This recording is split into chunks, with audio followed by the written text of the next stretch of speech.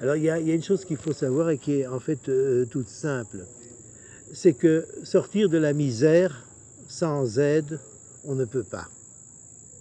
Sortir de la pauvreté, là, en travaillant, en prenant le temps, on y arrive. Mais de la misère, il n'y a aucune possibilité.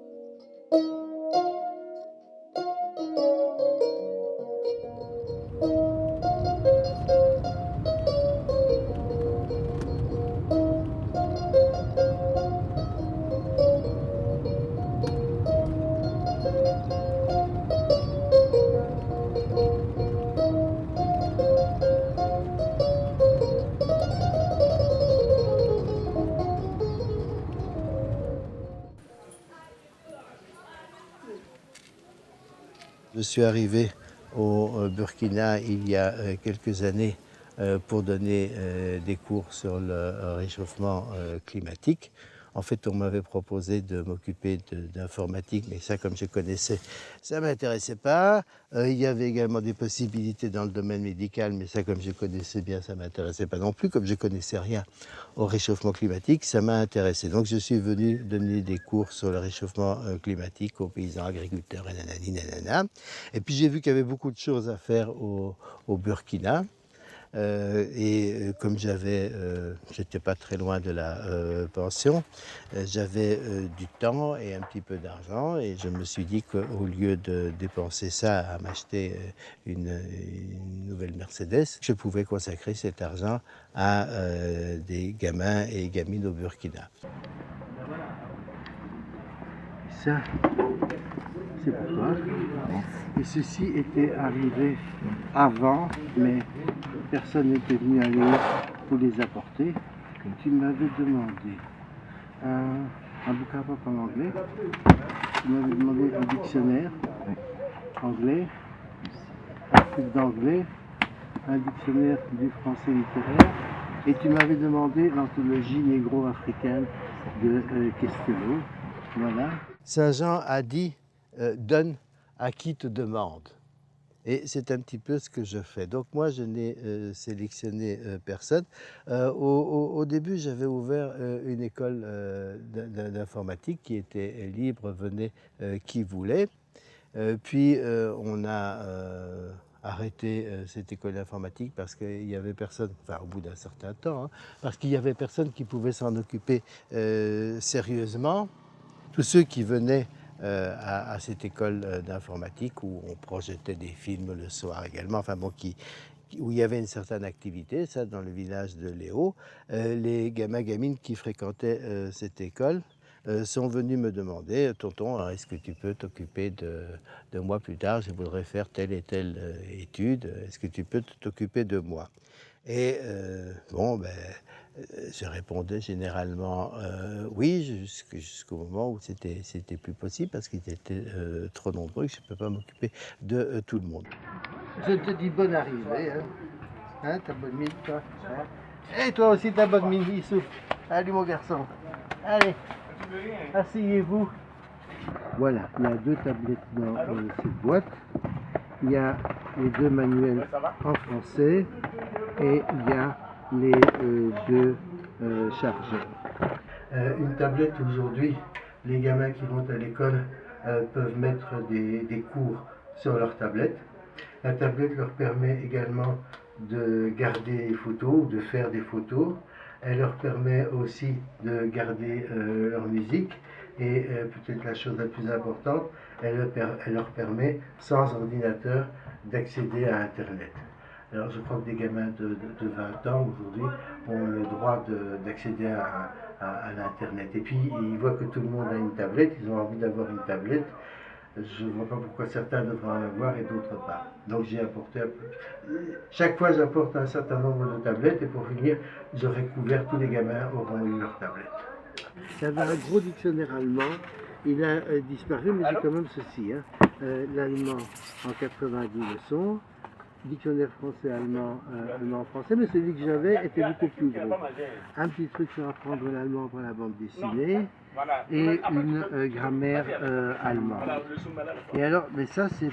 Alors ici, c'est un bouquin policier, et ça, je ne sais pas pourquoi. Parce que j'avais envoyé des caisses il y a 3 mois, et je crois qu'on a un petit peu bricolé avec les caisses. On l'attend là-bas. Où? Lui, où on l'attendait à l'hôtel. Voilà pourquoi on est resté là-bas, on l'attendait là-bas. Comment tu ne peux pas l'attendre à l'hôtel? Il a dit qu'il sera là. Mais oui, mais il devait revenir à l'hôtel, donc je l'attendais là-bas. Ah, il devait revenir te chercher. Oui. Et lui? Lui, je l'ai engagé comme... William, on t'a engagé? C'est mon transporteur pour le moment. D'accord. J'attends qu'il devienne mon médecin, mais pour le moment, c'est mon transporteur. Tu le payes à combien? Oh, ça, on va négocier. Ah non, non, parce que la dernière fois, Emmanuel avait payé 1000 francs à Khalil pour être son assistant. Oui. Et toi, en attendant, je négocie en... Comment est-ce qu'on peut appeler ça? En produit fini. Je lui apporte un stéthoscope. Pour le transport, ça va? Oui, ça va. Ça te convient? Ça me convient. Ça me rassure qu'il n'a pas fait travail gratuit. Tonton Georgi, je l'ai connu il y a maintenant quelques années. Alors, il fait des activités. Dans un premier temps, il était venu pour faire, selon lui, implanter un établissement technique en vue donc d'aider les enfants parce qu'il se rend compte que l'enseignement général, comme son nom l'indique, n'amenait pas les enfants à avoir un travail précis. Donc il avait comme intention de trouver une école qui allait correspondre aux besoins des enfants. Mais au fil du temps que nous avançons, son aide est orientée. L'école n'a pas pu voir le jour.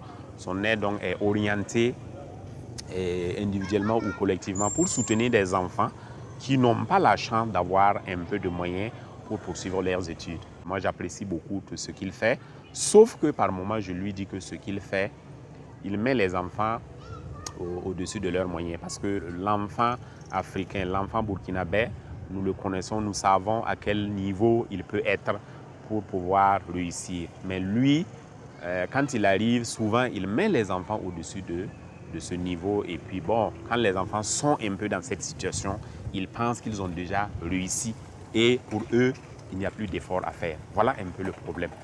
Donc la question que moi-même je me pose, après tonton, que deviendront ces enfants?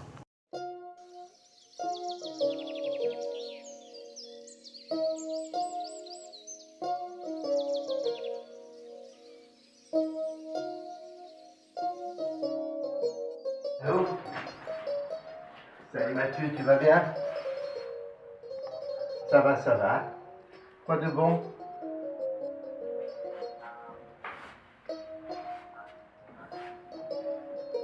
Oui. Tu l'attendais quoi? Oui. Oui.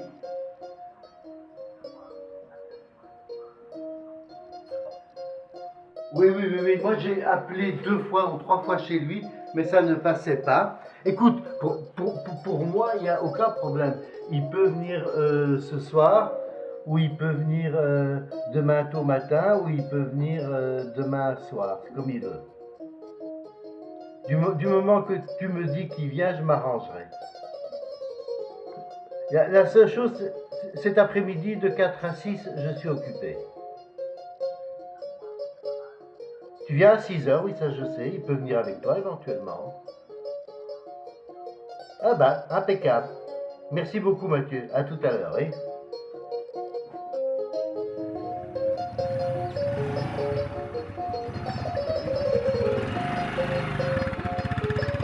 Vendu. À l'aventure.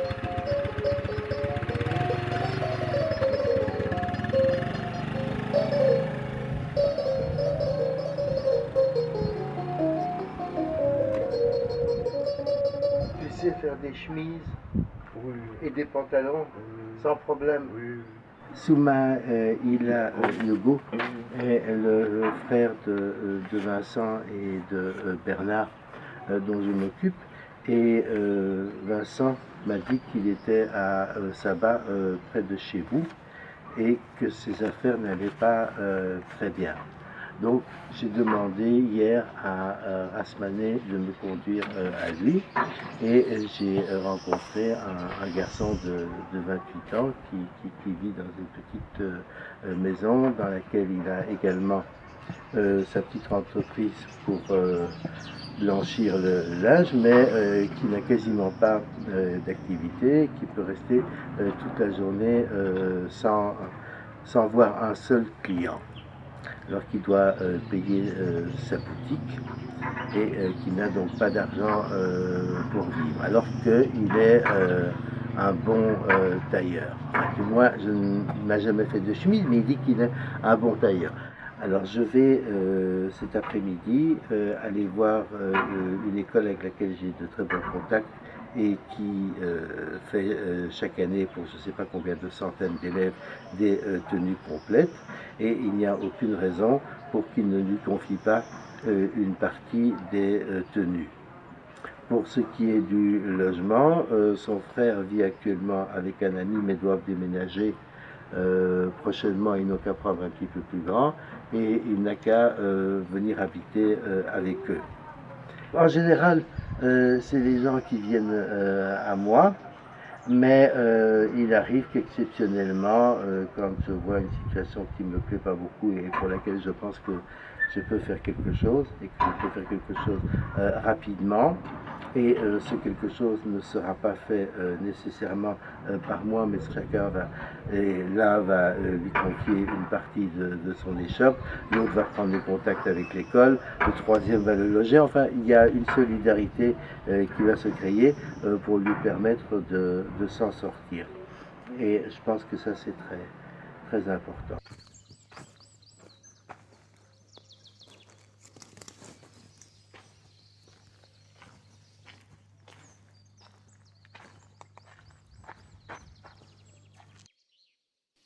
Si je ne me posais pas des questions sur l'avenir de ces gamins et gamines, c'est que je serais complètement inconscient. Chacun de ces gamins ou gamines est un cas individuel. C'est-à-dire qu'il y en a pour lesquels je n'ai aucun problème et je sais immédiatement ce qu'ils vont devenir. Ceux qui font des études de médecine depuis 5 ans, ils en ont encore pour 2 ans pour faire leurs études et pour être médecins. Mais par contre, il y en a qui ne réussissent aucun examen. Je ne vois pas, chaque année, je me demande ce que je vais en faire, dans quelle école je vais les inscrire. Et leur avenir me pose beaucoup de problèmes, parce que cette question engendre immédiatement une autre question. Qu'est-ce qu'ils vont devenir? C'est une chose. Mais à quel moment, moi, je vais arrêter l'aide que je leur procure? Parce que je ne vais pas leur procurer mon aide ad vitam aeternam, d'abord parce que je ne suis pas moi-même ad vitam aeternam, et ensuite parce qu'il faut quand même qu'à un certain moment, les gens entrent dans la vie active. Mais ceux qui ne terminent pas des études, qu'est-ce que je fais avec eux? Ou ceux qui recommencent chaque fois une année et se retrouvent à 25 ans, j'en ai eu, hein, en seconde année à l'université. Je suis bien obligé de leur dire à un moment, écoutez les gamins, ça suffit, maintenant vous avez 25 ans, il est temps de vous mettre sur le marché, même si vous n'avez pas terminé vos études. Si vous n'avez pas terminé vos études, c'est pas de ma faute, c'est peut-être pas de la vôtre non plus, mais les choses étant ce qu'elles sont, on va pas continuer je ne vais pas continuer à vous entretenir jusqu'à l'âge de 30 ans. Quand vous aurez 30 ans, ce sera encore plus difficile de vous placer sur le marché, parce qu'on vous demandera quelle est votre expérience et vous direz je n'ai pas d'expérience, et je n'ai pas d'expérience à 30 ans, c'est quand même pas tellement bon, donc il est temps de vous mettre sur le marché. Donc la vraie question de l'avenir de ces gamins, ceux du moins pour lesquels la question se pose, est de savoir à quel moment il faut arrêter l'aide. Mais c'est très difficile de faire admettre ici à un jeune que je vais arrêter mon aide parce que, je vous dis, j'ai répondu à une autre question qui me voyait comme Saint-Nicolas et il ne voit pas très bien pourquoi Saint-Nicolas va arrêter d'apporter des bonbons. Que faire ?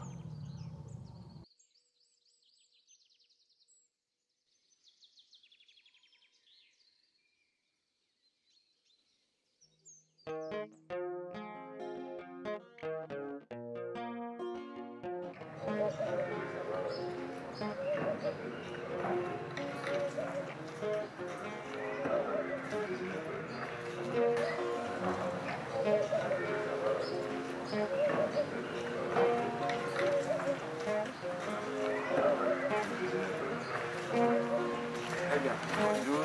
Oui, monsieur, bonjour, c'est vous. C'est Michel Soulama. Je vous connais.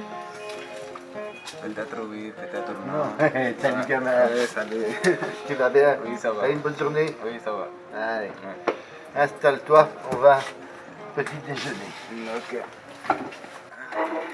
J'ai rencontré Michel dans un hôpital. J'étais venu rendre visite à un médecin à l'hôpital de Koudougou. Il m'a proposé de me faire visiter l'hôpital et il s'est arrêté devant un lit en me disant « Voilà un cas bien malheureux, c'est un gamin qui a eu les deux jambes coupées par le train. » Bon, on a continué la visite et en rentrant en Belgique, je me suis dit que je ne pouvais pas laisser ce gamin comme ça sans l'aider parce qu'il n'avait aucun avenir avec ses jambes coupées parce que dans la famille, personne n'allait s'en occuper. Et donc j'ai demandé à un ami burkinabé d'aller le voir à l'hôpital. Il n'était plus à l'hôpital. On a fait les recherches pour le retrouver, on l'a retrouvé. J'ai été le voir et j'ai donc décidé de m'en occuper. D'abord de lui faire toutes les prothèses dont il avait besoin, puis ensuite de lui construire une maison pour qu'il ait un chez lui.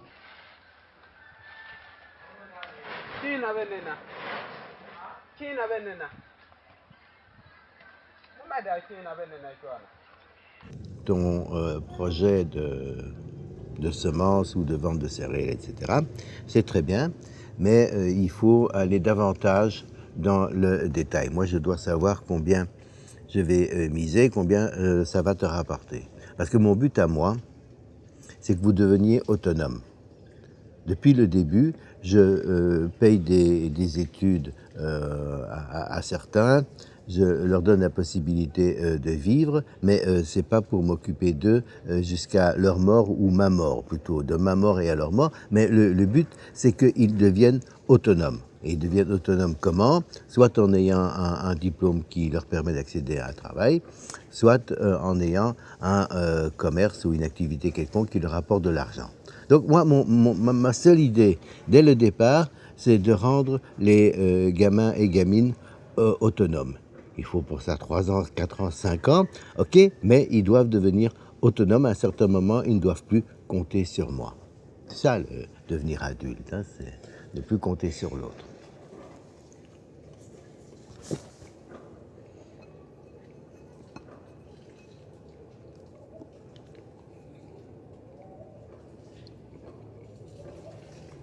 Tonton ne peut pas refuser quelque chose à un enfant. Il trouve que l'enfant est dans le besoin, il faut lui donner sans mérite.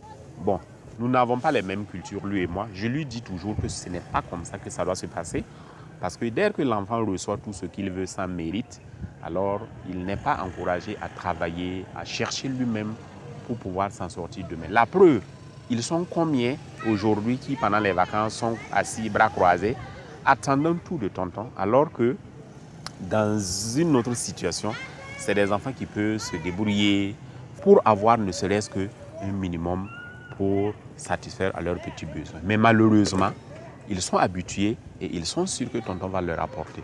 Ce qui amène certains malheureusement à mentir pour avoir satisfaction. Quand ils me demandent des trucs qui sont complètement inutiles, je ne les apporte pas. Je leur apporte ce qui peut leur être utile. Quand ils me demandent 2 ou 3 montres, je sais bien que c'est pour aller offrir d'une montre à l'un ou l'autre, mais ça je suis d'accord, parce que je pense que si moi j'ai du plaisir à offrir, eux ont du plaisir, et certainement autant que moi, puisqu'ils ont moins les possibilités de le faire, donc c'est moins régulier, donc plus précieux. Donc je le fais, mais quand ils me demandent des trucs qui sont complètement inutiles, ça ne me gêne pas, je comprends très bien. Je comprends très bien quand ils me demandent des trucs inutiles. Je comprends très bien quand ils sont jaloux. Je comprends très bien quand ils me mentent. Tout ça, je comprends très bien, parce que ce sont des sentiments partagés par tout le monde, qui sont un petit peu exacerbés en Afrique, parce qu'ils sont plus démunis et qu'ils n'ont personne d'autre à qui demander ce qu'ils me demandent. Personne d'autre ne va leur offrir. Personne ne va venir avec 100 kilos de cadeaux tous les 3 mois. Donc ils me demandent parfois des trucs qu'il ne faut pas. Ils sont parfois jaloux parce que l'un a reçu, l'autre n'a pas reçu, parce qu'il a reçu une tablette où il n'y a que 2 gigas de mémoire, alors qu'il aurait voulu avoir 8 gigas, des trucs comme ça, mais ça me fait rien, ça me gêne pas du tout. Gamin, donc je t'ai promis de t'apporter des trucs. Je vais te donner ton kit de départ pour l'école. Je vais te le donner tout de suite. Voilà, j'avais préparé ton kit. Alors tu n'as qu'à l'ouvrir et voir ce qu'il y a dedans, si ça te convient.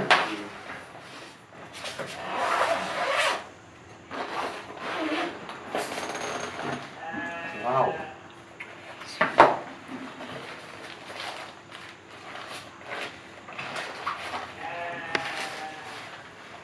Un ordinateur portable.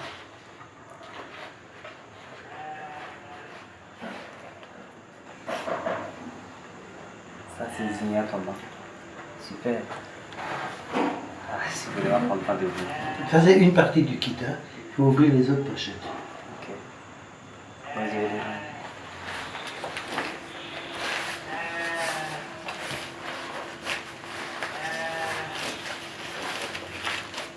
Mon scolarité.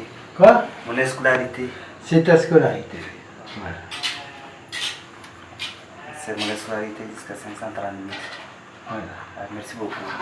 Bon, alors maintenant que tu as tout ce qu'il faut pour rentrer à l'école, donc je t'ai apporté aussi quelques fringues. Voilà, tu viens choisir. D'accord, je vous laisse choisir.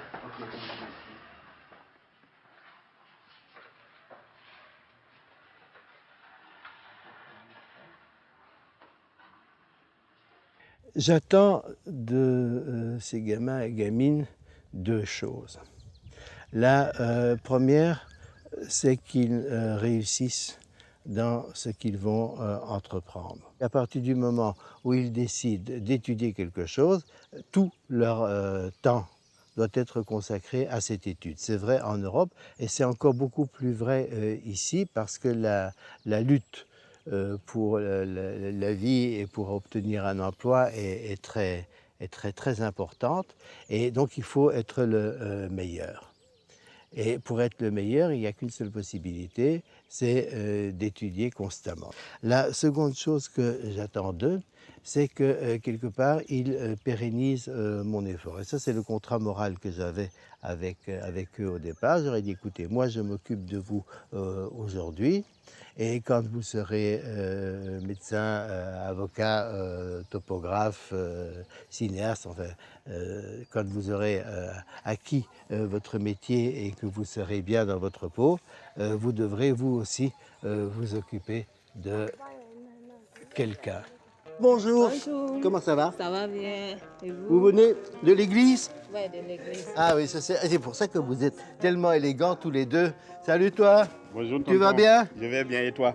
Et Dieu, Oui, Dieu va bien. il était proche de toi Oui, aujourd'hui? il était proche de moi. J'ai Ah, même pu communiquer Tu as pu directement communiquer directement. avec lui.